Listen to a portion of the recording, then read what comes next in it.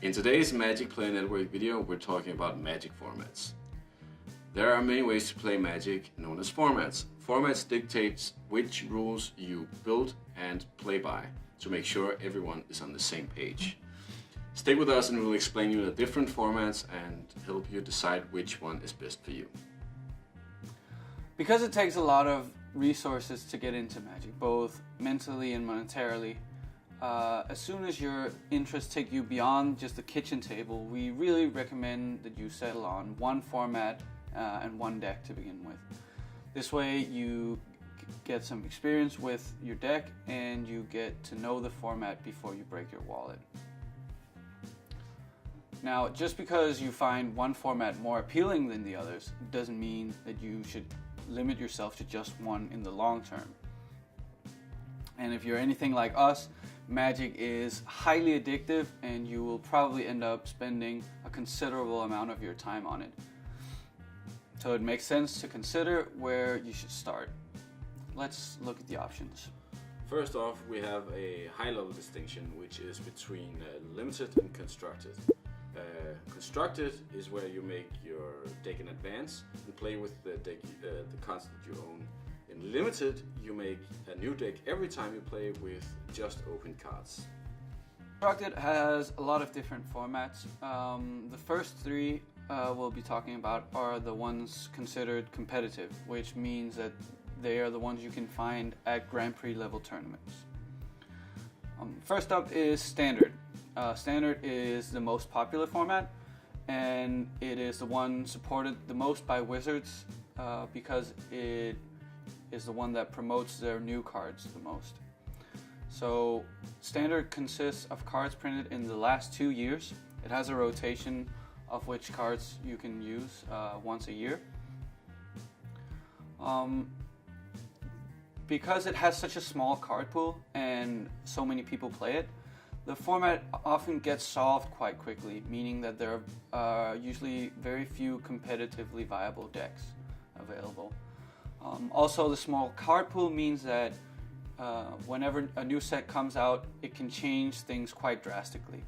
So you have to spend a lot of energy and probably money to keep up with it.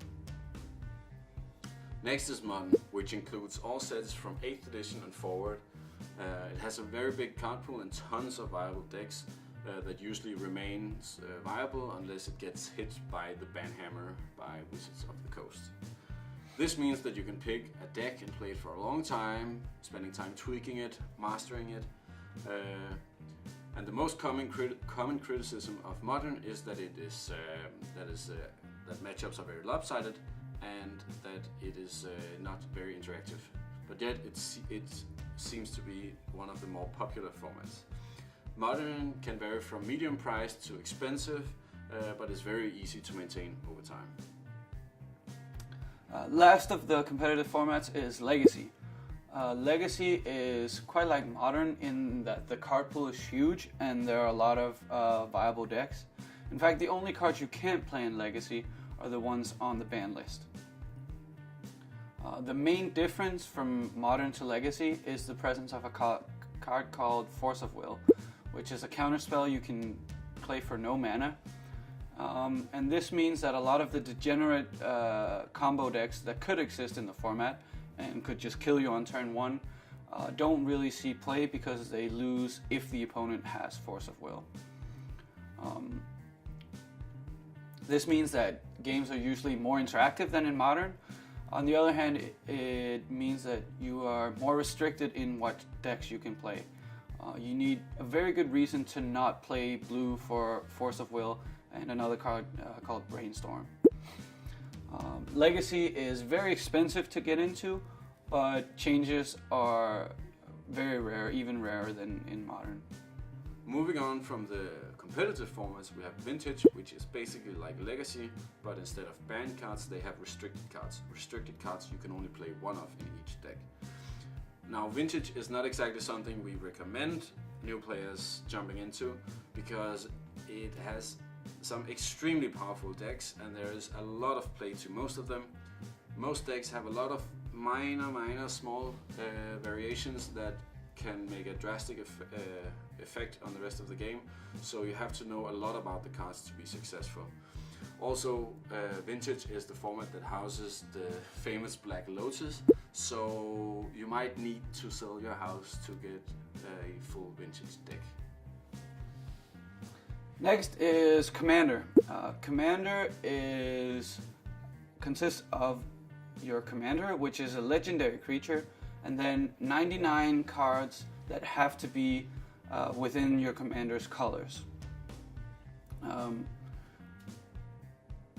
Also, your deck can only contain one copy of each card, except for basic lands. This means that there's a ton of variation in commander decks, and there's a lot of room to find some old obscure cards that fit in with your overall game plan. You can get a fully functional commander deck pretty cheaply, but a lot of the really good cards can be quite expensive. You can easily start with a cheap deck and then just play the same deck for a long time and gradually build up and acquire some of the rare, more expensive cards. Finally, we have Pauper. It's a format that only allows for cards that at some point has been printed as a common card. The point of the format is to make a cheap format with less powerful cards, so games aren't decided by big bombs. There's still a lot of there is some pretty busted combos now and then, but Wizards does try to keep most of them banned. It's not been supported competitively by Wizards, so it pretty much exists only online or at your local game store. The other part of the high-level distinction we made earlier is limited. Limited comes in two main forms, sealed and draft. In sealed, you open 6 boosters, and then you have to build a 40-card deck with the cards you open and however many basic lands you want.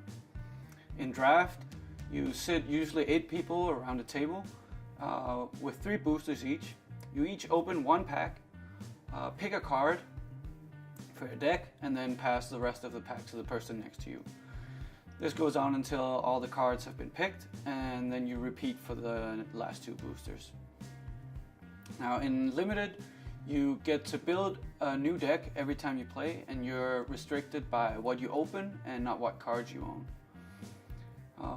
We recommend this as a way for newer players to start building up a collection, especially if they want to get into standard. But a lot of longtime players also enjoy limited more because there's more variation from draft to draft than there is between 2 games of Constructed normally. Now we have gone over the most widespread formats in Magic, but there are other ones like Rochester Draft, Highlander, Two-Headed Giant, just to name a few. So you can go out and explore if you feel like it. When you decide which formats to play, you should consider whether your friends are playing, what they are playing, if there is a local game store close to you and which formats they are playing. If you cannot find anything that suits your exact needs, there's always the option of going online to play Duel of the Planeswalkers, Magic Online, or the soon-to-be Magic Arena. Secondly, you should consider whether you are playing to win and get better, sort of a mental exercise, or if you're playing more to just have fun.